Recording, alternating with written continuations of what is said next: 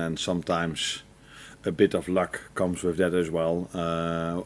Most of our results were, I think, deserved, but some of them were a close call.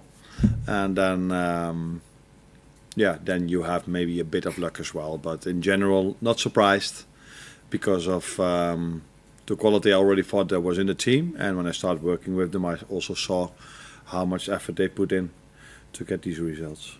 And after Villa and Southampton, this intense period then continues. You've got Real Madrid, Man City, Merseyside derby in there as well.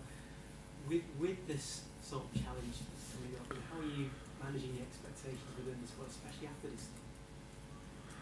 I'm not trying to manage expectations with the squad because we don't talk about expectations. We do talk about expectations, and the only expectations I have is that they put the same effort in on a daily basis like they've done for the past 3 or 4 or 5 months, and probably for the last 6 or 7 years, but I'm only here for 3 or 4 or 5 months now.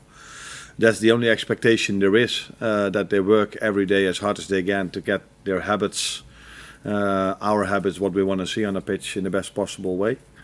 And with that, normally results come as well, but I'm not asking them to win every game. I am hoping they do. What I do ask from them is that they put the effort in on a daily basis. And that's the only thing we focus on. And I think the players, first of all, think about after Saturday, they think about the national team. And when they come back, then we focus on the games you were just talking about. You talked about effort there, and I know you've mentioned intensity as well. We've seen some really improved performances, if that's the right word, from the likes of Luis Diaz, for example, and Curtis Jones is on a different level, it seems. What are you doing with those individuals specifically to kind of bring this extra level out? With Curtis, maybe it's not me who did it because he became a father and I had nothing to do with that. No. You never know if that plays a part or not. But it is since the moment he became a father, he started putting great performances in. And he already did this in the first few weeks that we worked together in preseason. I was like, quality player, but then his performances dropped a bit.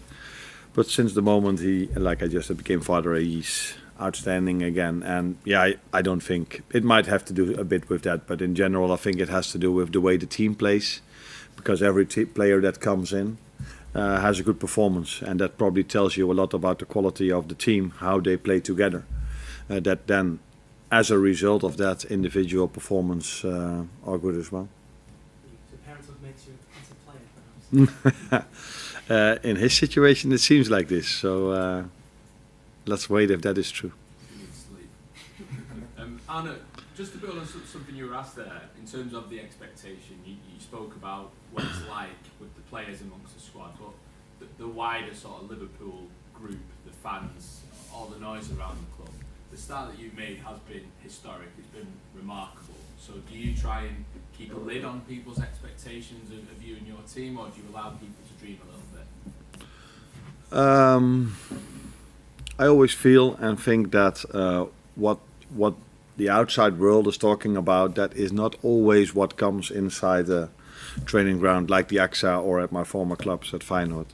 You are there. We are there to do our work and to become a better player on a daily basis, or to keep having the same level. So we are not inside this building. Okay, the screens are on and we see all the time all these news coming along, but never on the news it says, "Oh, Liverpool is doing great. Liverpool is doing great." So we are just here to do our work, and it's not that it is the first time that this club is where it is at the moment. So it's, I think for most of these players, it's a normal situation.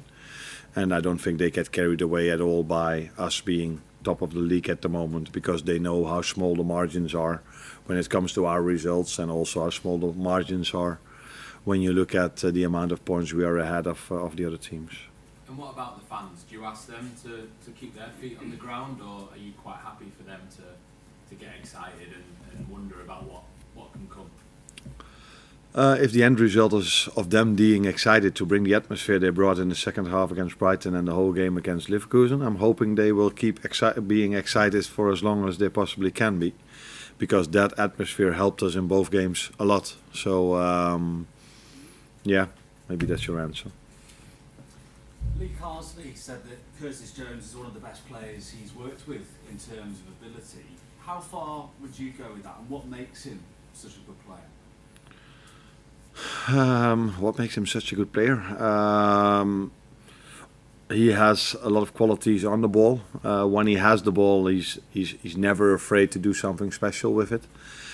Sometimes that led to a situation that, in my opinion, he touched the ball a bit too much because sometimes he's a bit too overconfident. But confidence is an important tool, and that's what he has. And he combines this at the moment, and probably for a longer period, but as long as I'm working with him, with an incredibly hard work rate. And we can trust him in defense as well. You saw how well he played against Cole Palmer.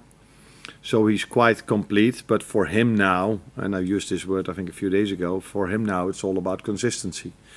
Because if you're a quality player, I think they're all quality players, and to have a good performance once in a while, that's not a big accomplishment. But the best players in the world show up every 3 days.